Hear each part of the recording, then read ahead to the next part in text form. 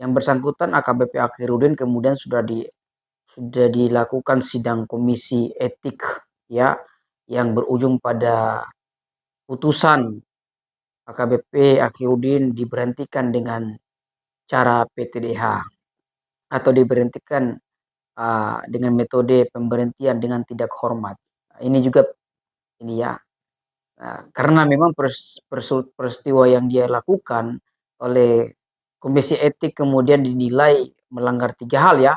Yang pertama melanggar. Assalamualaikum warahmatullahi wabarakatuh. Sahabat-sahabat Handphone Show, semoga senantiasa sehat-sehat selalu ya. Kemarin kita mendapatkan informasi bahwa kasus yang sempat viral beberapa minggu lalu, yaitu penganiayaan yang dilakukan oleh seorang anak pejabat Polri ya di Sumatera Utara ya, yang kemudian viral, yang lebih parahnya lagi peristiwa itu kemudian seakan-akan orang tuanya atau ayahnya yang juga seorang polisi AKBP Akhirudin ya, kemudian membiarkan persoalan tersebut ya kan, bahkan hampir-hampir saja memberikan fasilitas untuk lebih gila lagi tentunya ya, dengan memberikan senjata laras panjang gitu kan.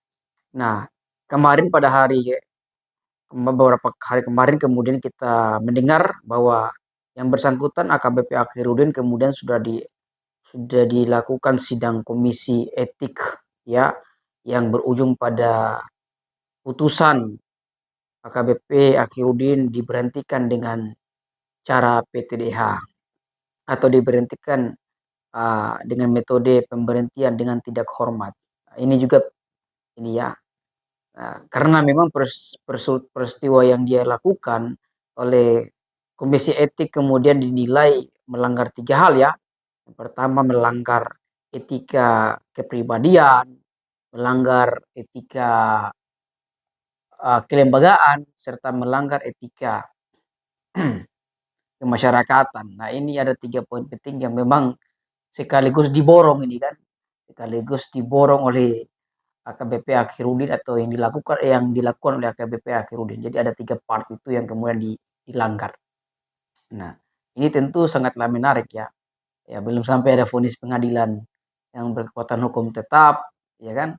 Tapi kemudian sudah ada sikap responsivitas dan sikap ketegasan daripada komisi etik untuk menjatuhkan PTDH kepada yang bersangkutan. Ya saya kira ini memang sangatlah penting ya, sebagai salah satu uh, bagian untuk kita menjaga agar memang kedepannya itu tidak lagi terjadi peristiwa-peristiwa yang sama. Karena kalau misalnya peristiwa semacam ini kemudian dibiarkan atau bahkan kemudian terkesan penegakan hukumnya itu agak terkesan lemah ya, tidak tegas, maka tentu kedepannya akan muncul lagi AKBP-AKBP baru kemudian melakukan perbuatan yang sama, bahkan juga akan jauh lebih parah lagi gitu kan. Jadi saya pikir adalah satu uh, potret yang cukup baik ya, secara responsivitas dan ketegasan yang diambil oleh komisi etik yang namun jauh tidak kalah pentingnya pula, memang ini kalau kita lihat ini kan belakangan ini semenjak kasus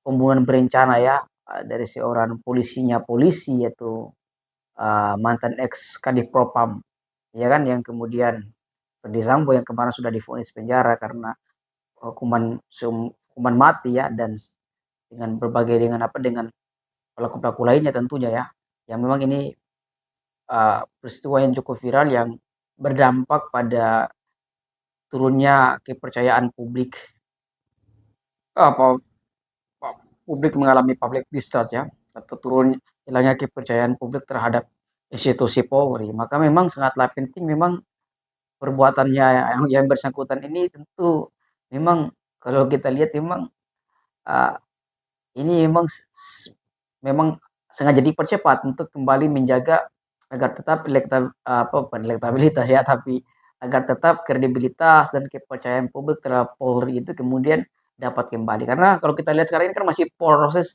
rehabilitasi marwah, masih proses rehabilitasi kepercayaan publik agar kembali lagi kepada Polri, ya kan. Ini masih proses transisi ini. Jadi memang kalau kita lihat memang uh, Polri ini ya ketegasan-ketegasan hari ini memang menurut pandangan saya ini terjadi akibat ada kebijakan dan internal daripada institusi Polri sendiri untuk jangan macam-macam ini kan.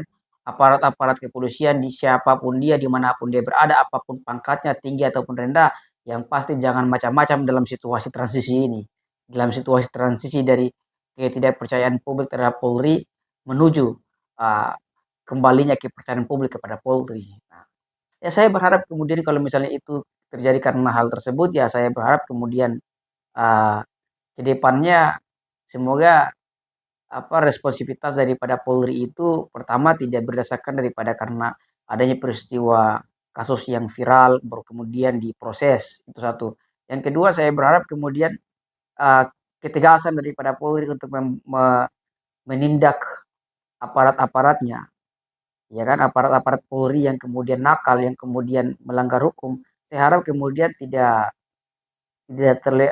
berhenti hanya karena hari ini dalam konteks publik mengalami ketidakpercayaan terhadap institusi Polri, ya.